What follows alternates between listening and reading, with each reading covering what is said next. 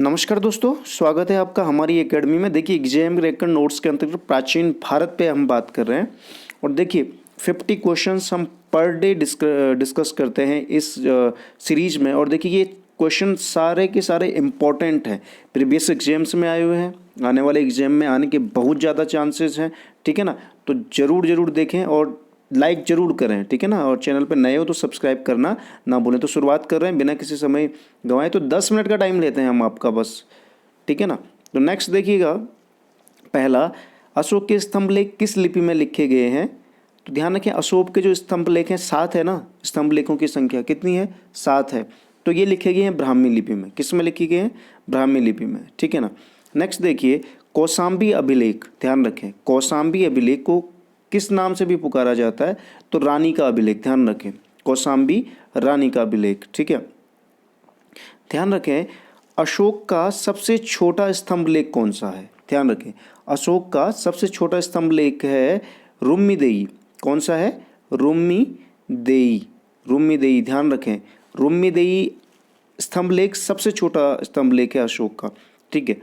अशोक का सबसे लंबा स्तंभ अभिलेख कौन सा है? सबसे लंबा अभिलेख की बात हो रही है, तो सबसे लंबा अभिलेख है 7वां अभिलेख। ठीक है। नेक्स्ट क्वेश्चन देखिए, अशोक के समय में मौर्य साम्राज्य में प्रांतों की संख्या कितनी थी? तो मौर्य साम्राज्य में जो प्रांत थे वो 5 प्रांत थे। कितने प्रांत थे? 5 प्रांत थे। ठीक है ना। नेक्स्ट क्वेश्चन देखिएगा, आपके लिए एक सवाल है। आपने ये बताना है कि अशोक ने कि किस शिलालेख में उसने यह घोषणा की कि सभी मनुष्य मेरे बच्चे हैं। सभी मनुष्य मेरे बच्चे हैं। क्या हैं? बच्चे हैं। आप इसे कमेंट बॉक्स में जरूर कीजिएगा, ये क्वेश्चन बेहद इंपॉर्टेंट है। अब देखिए, मौर्य काल में प्रांतों के प्रशासक क्या कहलाते थे? तो ध्यान रखिए, जो प्रांतों के प्रशासक होते थे वो कुमार या कुमार कहलाते थे, आर्यपुत्र कहलाते थे। ठीक है ना, ध्यान रखें, एग्जाम में पूछे जाते हैं ये। ठीक। नेक्स्ट क्वेश्चन देखिए, प्रशासकों में सबसे छोटा कौन था? ध्यान रखें, मौर्य काल में प्रशासकों में जो सबसे छोटा था वो था गोप। गोप सबसे छोटा था। और ये गोप कैसे बनती थी? 10 ग्राम को संभालता था। ठीक है ना, प्रशासकों में सबसे छोटा जो गोप नामक अधिकारी होता था वो 10 गांवों को संभालता था। ठीक है।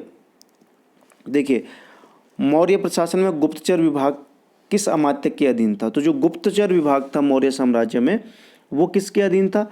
वो था आपका महामात्य सर्प के अधीन। किसके अधीन था? महामात्य सर्प के अधीन। ठीक है।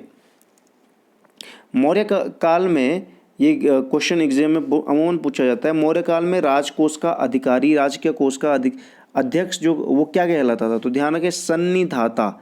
सन्निधाता कहलाता था जो राजकोष का अध्यक्ष था मौर्य काल में। ठीक है। आपको ये बताना है कि समाहर्ता का क्या कार्य होता था मौर्य काल में? समाहर्ता।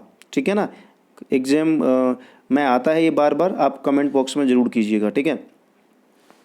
मौर्य काल में सरकारी भूमि को क्या कहा जाता था? तो देखिए, सीता भूमि कहा जाता था।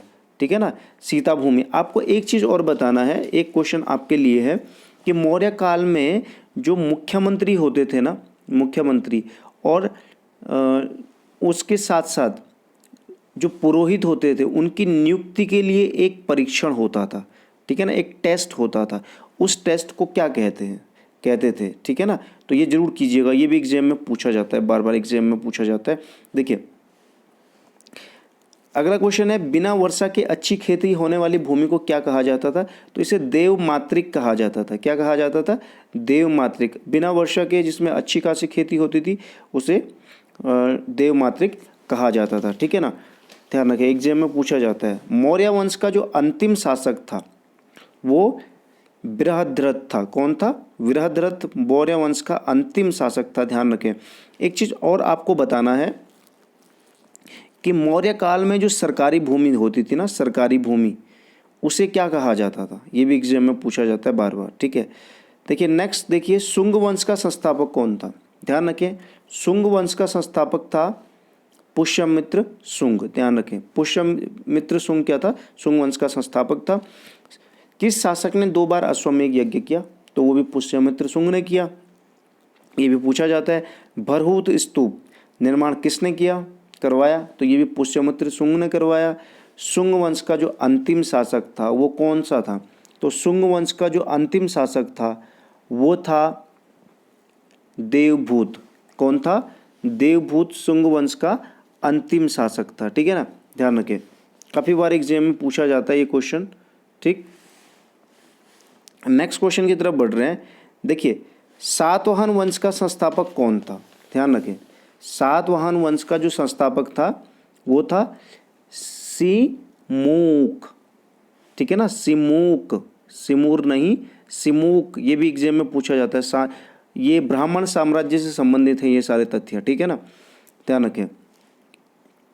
नेक्स्ट क्वेश्चन देखिएगा, सातवाहन शासकों ने अपनी राजधानी कहाँ स्थापित की? तो इन्होंने प्रतिष्ठान में अपनी राजधानी स्थापित की थी। ठीक है ना, ध्यान रखें। जो प्रतिष्ठान वर्तमान में जो आंध्र प्रदेश है ना, आंध्र प्रदेश का औरंगाबाद जिला है। ठीक है, नेक्स्ट क्वेश्चन देखिए, किस सातवाहन शासक ने 2 अश्वमेध यज्ञ और 1 राजसूय यज्ञ किया? ये भी बार बार पूछा जाता है। तो सातकर्णी।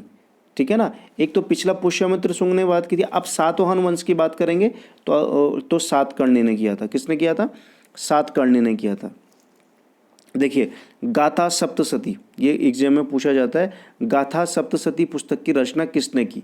ठीक है, तो गाथा सप्तशती पुस्तक की रचना किसने की? हॉल ने की। अब ये हॉल कौन थे?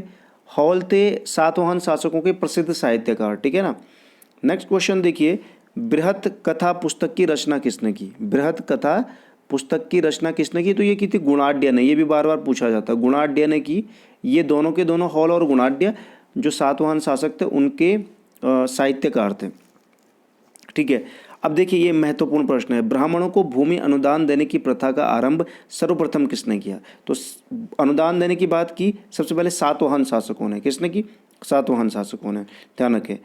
नेक्स्ट क्वेश्चन देखिए, किस राज्य ने उत्तर और दक्षिण भारत के बीच सेतु का कार्य किया? तो देखिए, सातवाहन शासक जो राज्य था उसने उत्तर और दक्षिण भारत के बीच सेतु का कार्य किया। ठीक है, भारत पर आक्रमण करने वाले विदेशी आक्रमणकारियों का क्रम क्या था? तो सबसे पहले हिंद, यूनानी, शक और पहलव और फिर कुषाण। ठीक है ना, ये आए थे।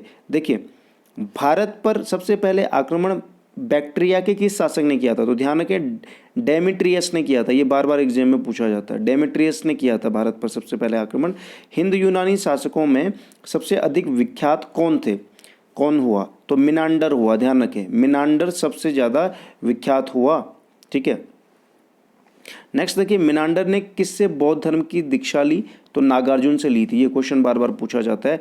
अब अगला मोस्ट इंपॉर्टेंट क्वेश्चन, मिनांडर के प्रश्न और नागसेन द्वारा दिए गए उत्तर किस पुस्तक में संकलित किए गए हैं? तो मिलिंद पन्हो। ध्यान रखें, मिलिंद पन्हो में ये संकलित किए गए हैं। ठीक है, नेक्स्ट क्वेश्चन देखिए, भारत में सबसे पहले सोने के सिक्के किसने जारी किए? तो हिंद यूनानी, ये यवन भी कहते हैं इन्हें, यवन शासकों ने। ठीक है, नेक्स्ट क्वेश्चन देखिए, विक्रम संवत कब से प्रारंभ हुआ?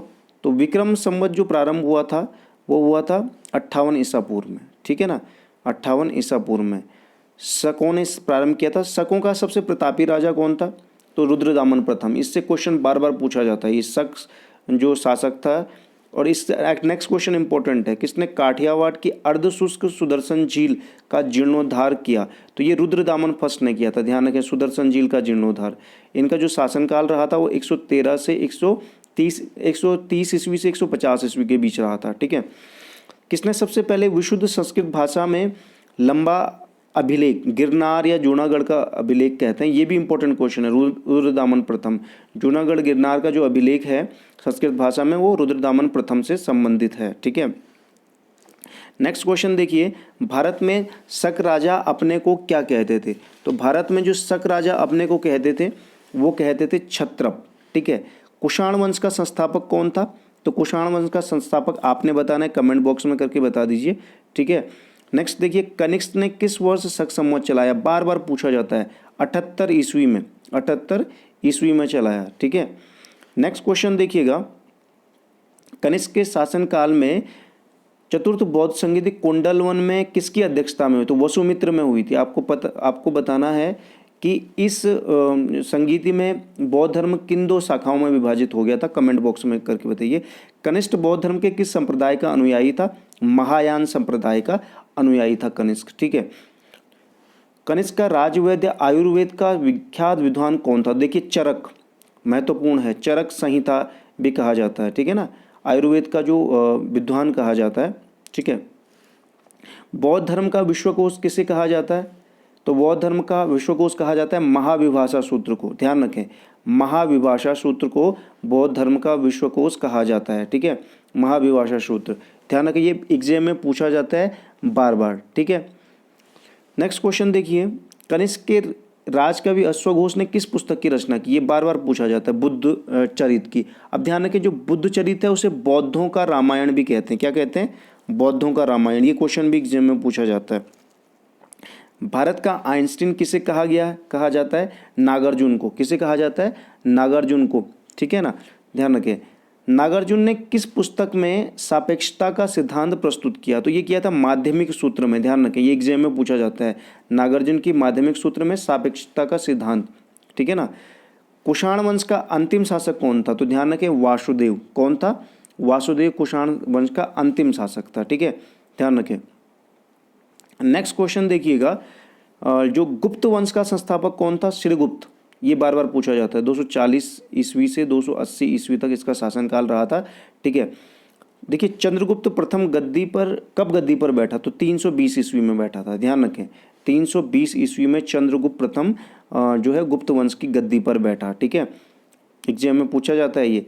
देखिए, गुप्त संवत 319-20 है ना, की शुरुआत किसने की? ध्यान रखें, गुप्त वंश जो 319-20 से शुरू किया, किसने शुरू किया? चंद्रगुप्त फर्स्ट ने शुरू किया, ठीक है, बार बार एग्जाम में पूछा जाता है।